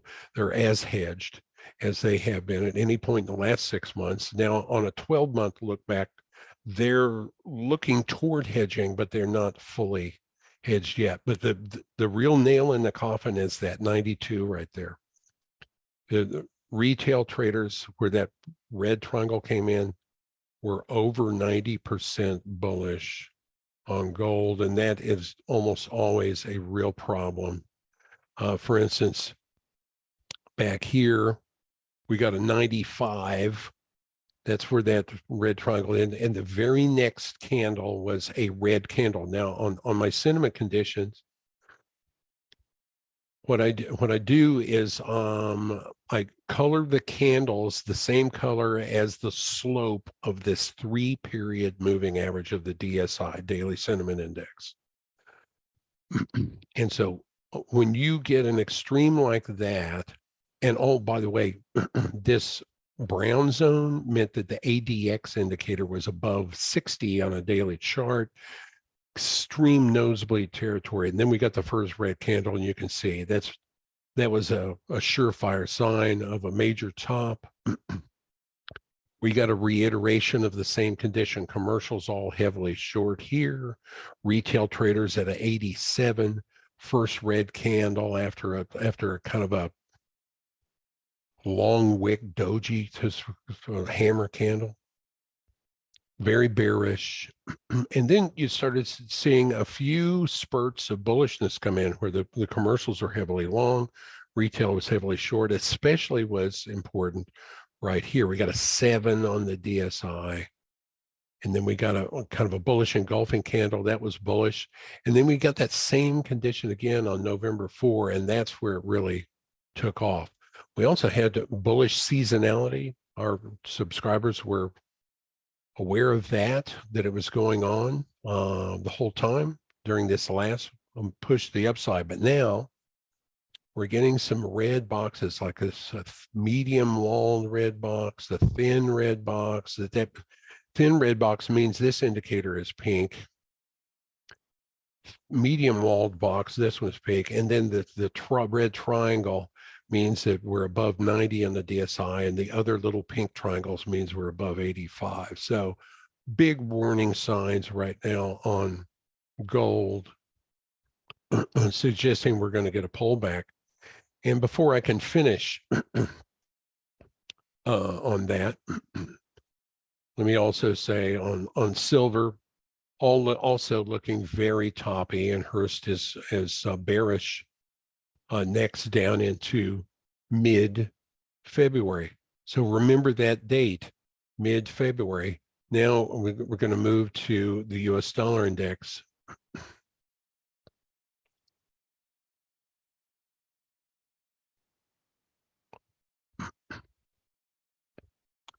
Remember how we just took profit on long positions on the US dollar, and short positions on the US dollar, long position on the euro, and long position on the Australian dollar. And the reason you would have our momentum system taking profit is because they're sensing a loss of momentum to the downside on the US dollar. So very quickly, I want to use the US dollar as kind of a confirming element that we're at a peak on gold. So let there be no doubt, I'm very bearish long-term for years on the US dollar. I think this top that we just saw here was a very large degree, significant top, 4.5-year cycle peak. And then I'm counting on 1 and the running flat for 2. Running flat here would be bearish, and then a 1, 2, 3, 4 ending diagonal for 5 to end pink wave 3, a little sideways correction for pink 4, and this would be the 5th wave down. Now, if it stopped going down right here now, it would be a little bit of a short 5th wave down, but I'm willing to call it that because finished at this juncture for a few reasons. Not the least of which is so there's a fairly large cycle trough due in, according to Hurst, here in mid-January. But even though that's a fairly large cycle trough, it's only looking for a rebound on the US dollar up into approximately mid-February, and then more downside. If this roadmap is correct and we get this profoundly weak US dollar, that is going to create trading opportunities galore throughout the markets. To be very positive for metals, be very positive and even more positive for emerging markets stocks. Let me show you something real quick. This is all related. We'll go to EEM. EEM has been screaming to the upside recently. So has Alibaba stock, Chinese stock, and they're moving higher on the back of a weaker dollar. I've been talking about this for a long time, that this is the way this was all going to work out.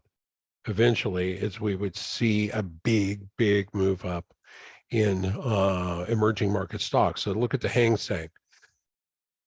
Very bullish count, and it's supported by Hurst. This most recent low in the Hang Seng, probably a 4.5-year cycle trough low, moving in a little closer on the weekly chart. Very impulsive move to the upside.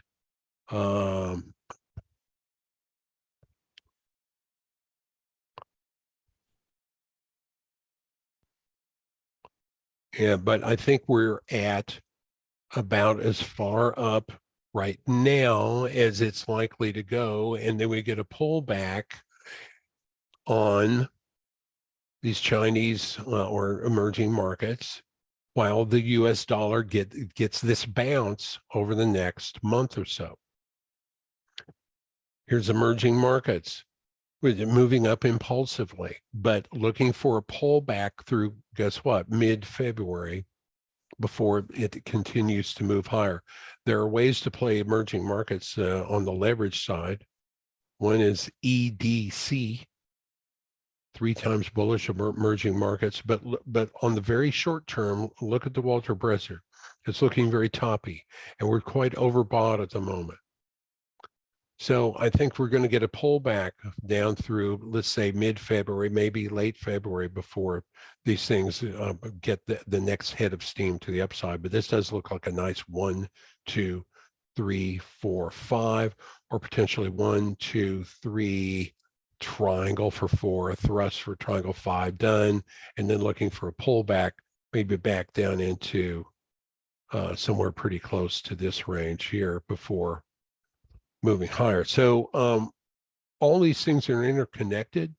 This is what I was saying earlier. There's a tendency on the internet to laser focus and have tunnel vision on the S&P. Please don't do that. It's detrimental to the amount of profits you could potentially make trading these markets. Don't get addicted to just looking at the S&P and everybody's waves, stupid wave counts on the S&P. There's a lot more to trading than that. And that's one of my main focuses, is to bring some of these other huge developments to subscribers that I think are going to be a lot better longer term. In other words, the Hang Seng, I think, is one of the best in emerging markets longer term buy and holds that I see right now because of the expected weakness on the US dollar. And that's because of Hurst Cycle Analysis on both. They agree. Nat gas. Nat gas is a wild animal.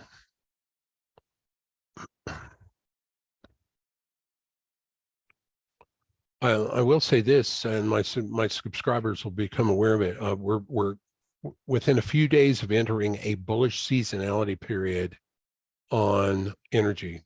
I'm talking specifically crude oil and gasoline, and so that's coming up very quickly. Jan 23, we're just a few days away. So I think it's pretty doubtful, based on that and based on the sentiment positioning that we're seeing, where the commercials are heavily long on crude oil, I think crude oil is probably bottomed, and it's generally going to start working its way higher.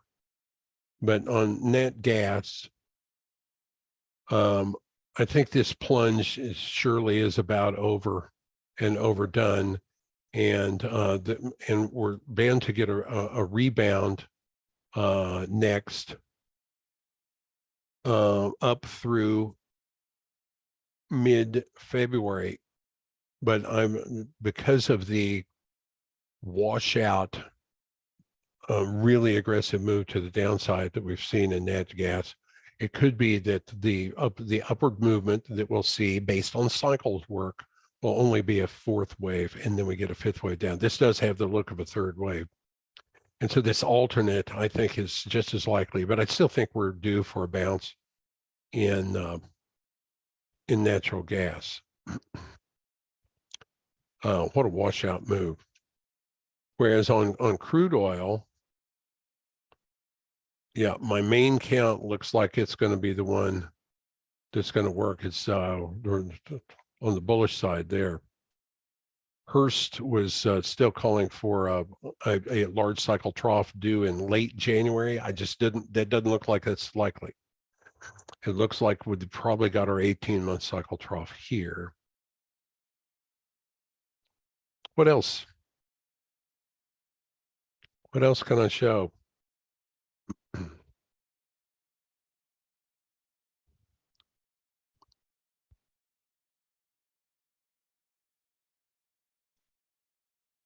Euro's for the most part going to move with the opposite the US dollar.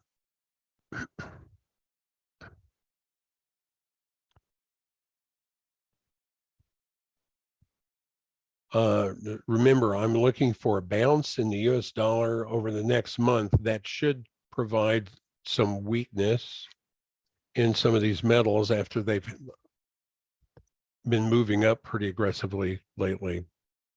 We're going to look at the euro real quick.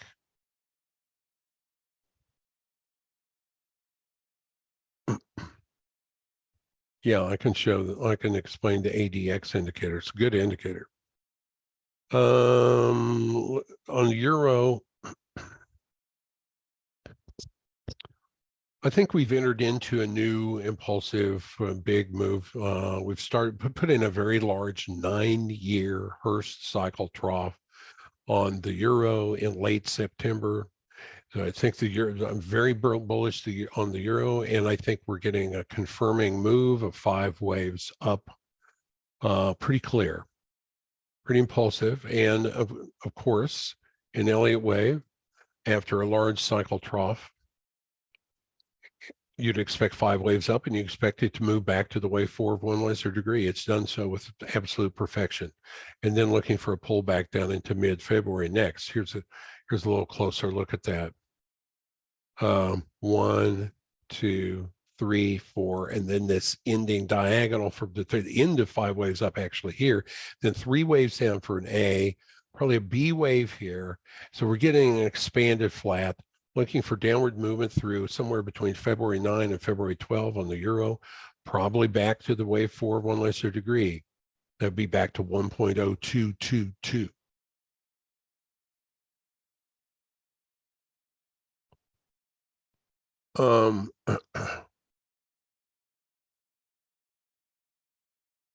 Copper is the next request. Copper, in my opinion, has been a very difficult trade, and I don't think it behaves as nicely as gold. Gold, really, gold's my favorite metal to trade. But on copper, we've seen this upward movement recently. There's a 40-week cycle peak due. I don't think this has got upside continuation. I think this is likely some kind of diagonal. It's not perfect, but looking for a pullback through late March next, according to Hurst. An 18-month cycle trough due, then more upside on through August. Let's look at the all-important sentiment on, okay. The sentiment is a lot more bearish on copper than it is bullish, that's for sure. We just got a 88 on the DSI. 88% of retail traders were bullish on this candle, and you can see it has not really been able to continue much higher. And really on this first red candle, that according to my system, we got commercials as a percent of open interest heavily short. That's the fast acting commercials. The medium acting commercials heavily short on a 6-month look back, and pretty moving downward pretty aggressively on the 12-month look back. I would have to say that as of January 16, copper is bearish.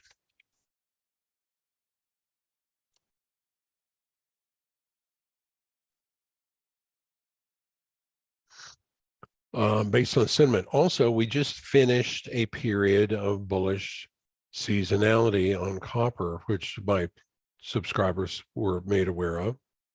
So there's copper. GDX.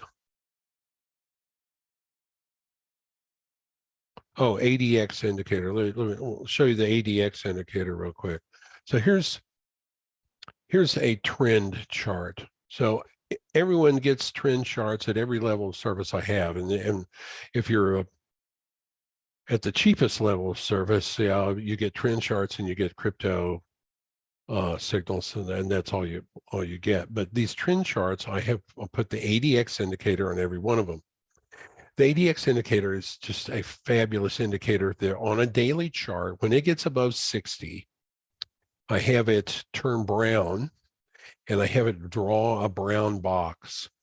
And that is stating that the trend, whichever direction it is going, is well overextended, and be aware of a potential reversal. And you can see how well that box gave a good signal on copper. Let's see, the last time we had a brown box was actually on the high end. That was a perfect then that was back in May of 2021. Things were so overextended. The trend was so overextended. It was warning that just don't expect much more out of it. So that's what the ADX indicator shows you. Is the rest of the time, I don't find the ADX indicator as useful as some other indicators, but boy, when it's above 60, I really think it's an excellent warning sign of a potentially mature and overstretched trend. Then I'm asking for GDX Yeah, I'll go over the pricing. I'll show GDX real quick. I like to keep that ADX indicator kind of in the background on some of my other charts. Like I think I've been keeping that on the sentiment charts. Let me see if that's correct. Yeah. See this brown zone on the sentiment chart? That means the ADX was above 60 here. And then you had the DSI down in single digits. We had the commercials heavily long. It was a perfect storm. And then you got this really long wick candle off of that bottom. And that was a perfect sign of bullishness right there. Yeah, I'm going to show GDX, and I'll get to your NVIDIA. Let me show you something before we get back to GDX. Let me show you something on the NASDAQ and Russell very quickly, Dennis. And I won't be able to cover everything tonight. How long we've been going? Almost 2 hours. I got 5 more minutes to show you a couple things here. I don't want it to go any longer than 2 hours.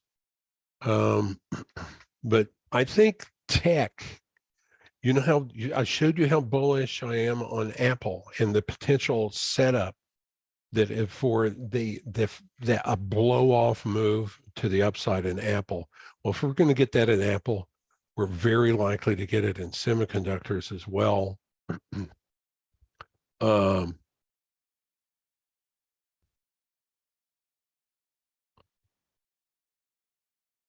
Yeah, I think a lot of the selling is exhausted. So on the Nasdaq, my main count is very bullish. Yeah, it might goober around and move sideways for maybe as much as 2 weeks before it really gets started to the upside. But I am counting.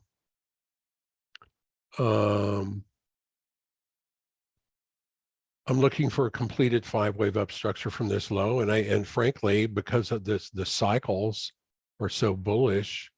I don't need to see 5 waves in order to be bullish here. I'm just bullish on the NASDAQ. I think this is going to work out and as a breakout move. So the NASDAQ was down as much as over 37% peak to trough. It got hit harder than anything. And yet it also has not found a new low below the low in mid-October. Miraculously, it has not. And I think it's building an unobtrusive base, and it's going to break out to the upside. That's what my main expectation is. And I'm looking at a couple of different Hurst models on it. One that would call this an 18-month cycle trough, and another one that I think is probably correct, that the mid-October low was in fact an 18-month cycle trough also on the NASDAQ, just like it almost certainly was on the Dow. But the Dow got way ahead. The NASDAQ is lagging, and I think we're going to see the large cap legacy tech stocks get moving and to play some catch-up ball to the upside. You can see I'm kind of looking for a little pullback here. We may have peaked for now. We may have a down week this week. But I'm counting as a 1, 2, 3, 4, 5 wave up structure. I think we'll finish a 5-wave up structure in the NDX at around 11,835, and then have one last shakeout of the weak hands with a move back to 11,341 before it really gets ripping to the upside. So what does that mean for semiconductors? Here's the semiconductors count. I think we're in a 1, 2, and we're in the beginning stages, a main count of a wave 3 up.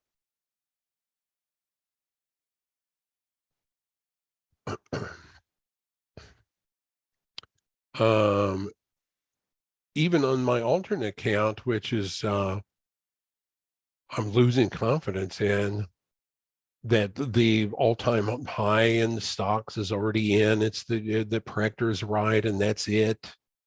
No, I think that this year is going to be the top.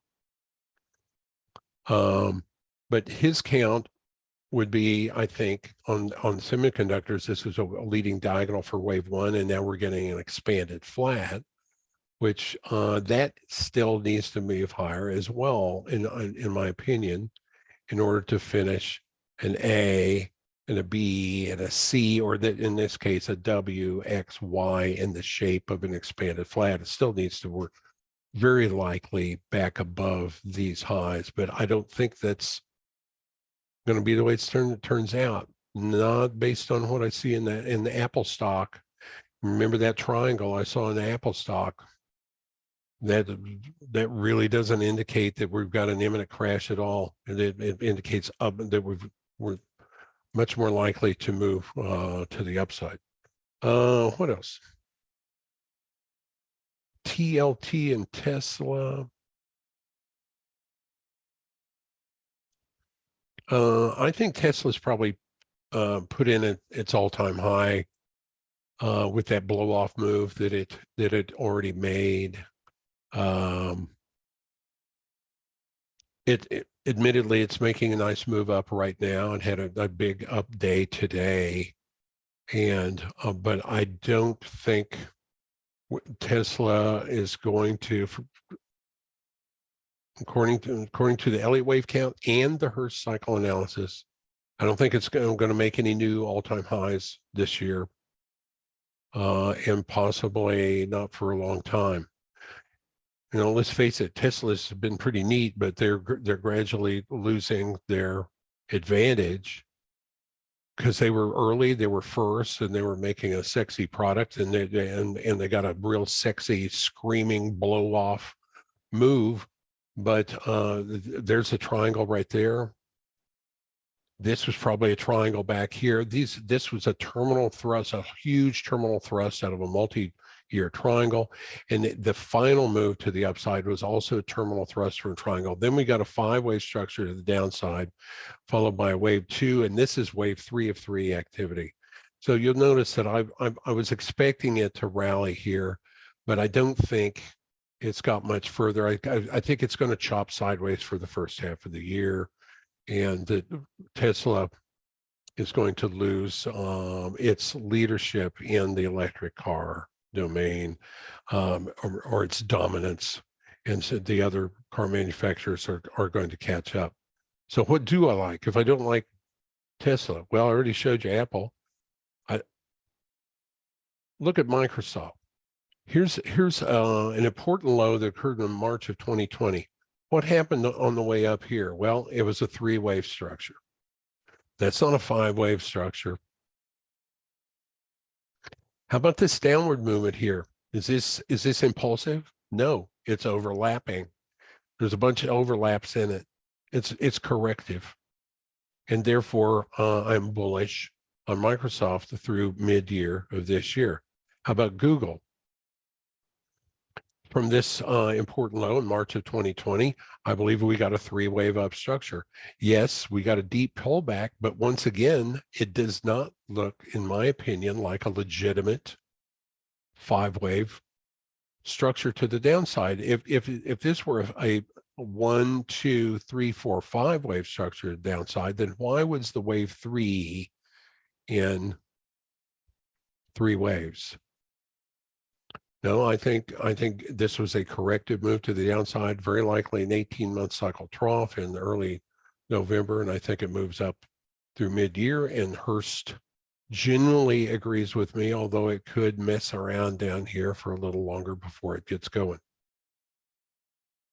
So I've been bullish on Boeing, and it looks impulsive to the upside. I've been bullish on Amazon out of a large cycle trough. I think this is just a kickoff move to the upside. And then Alibaba, which just absolutely got creamed down into this low in October, is now moving impulsively to the upside. And it could see a pullback during this US dollar little bounce I'm expecting over the next several weeks, but I think it's possible that Alibaba is a lot more bullish for longer than what I'm even showing here.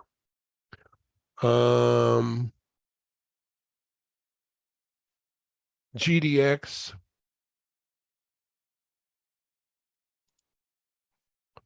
I think it's had a nice run recently, but with gold and silver pulling back, I wonder how much further those stocks have at this juncture. They've been one of the better winners, the gold miners, to the upside recently. But if the market switches over and some of the old leadership comes back on, institutional money will flow out of gold and into large cap tech, in my opinion.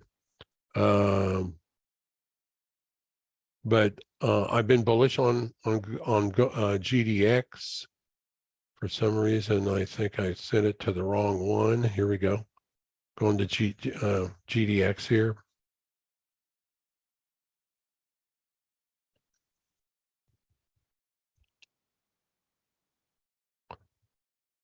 Look on TECL, 3 times bullish tech sector ETF. 50%, 25% is Apple, 25% is Microsoft. Look at that blue line overtaking the black line. That means that there's money coming in to tech. GDX, I think, is very near its peak. As a matter of fact, I'm wondering at this juncture if it can make it up. I doubt it. If it can make it all the way up to that Fibonacci target.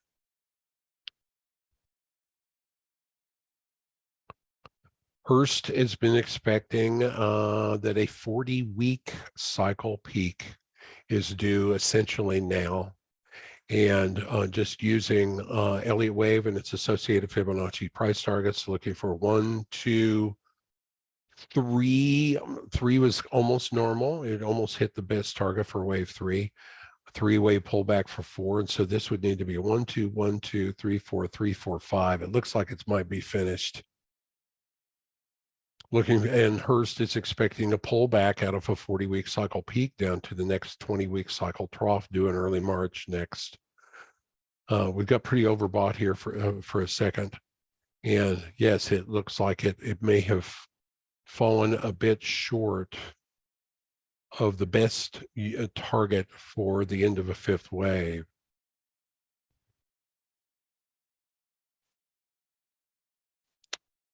You never know. It could squeak up there, but with gold and silver rolling over here, it seems doubtful. So there's GDX, Barton. TLT was one other. I know I'm going over, but might as well show it to you. And then I'm going to talk about my different pricing tiers that I have. I think that what's happening in bonds is huge, and it's bullish for the stock market. I think yields have peaked and are coming off fast, and therefore I think bonds are moving to the upside. Hurst has done a fabulous job on bonds.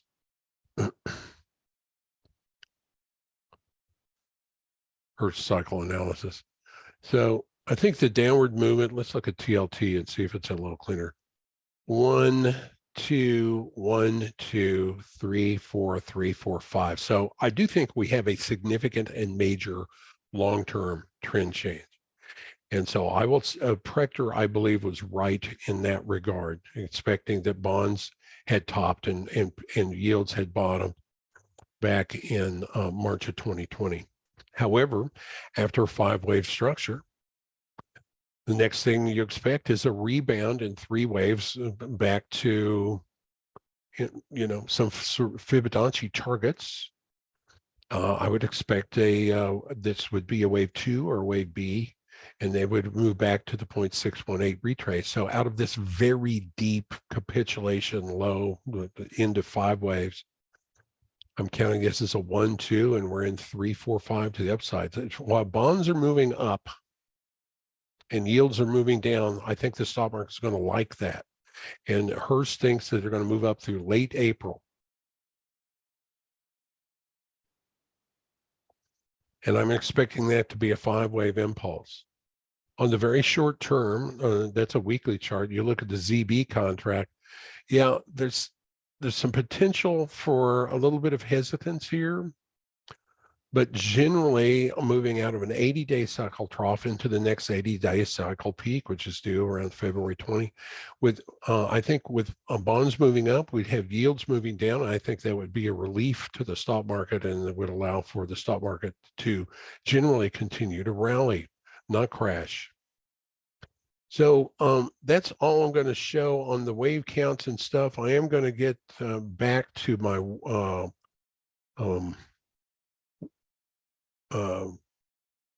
website really quick here for to show someone. I've got to log in again. Hold on. My different tiers of service. And I'm going to bring that over here. So at my website, once you are logged in, then you can you'll have a bunch of new headings that occur up here at the top of every page, where you can look at screenshots or webinars, nightly reports, 2 different kinds. You can always, whether you're logged in or not, look at videos, guides, and blog. But there's 3 different tiers of service. The trend reports are $25 a month. There's no Elliott Wave there except on Bitcoin. The $70 EWP screenshots are $70 a month. That includes my Elliott Wave, a combined Elliott Wave and Hurst on Wednesdays and Sundays. And it also includes the daily trend reports. For $100 a month, this is by far the most popular plan. The weekly counts webinars, you get invited to my weekly counts webinar. It's usually about 3 hours long, where I cover everything, kind of like the way I just did now, but in a much more organized fashion.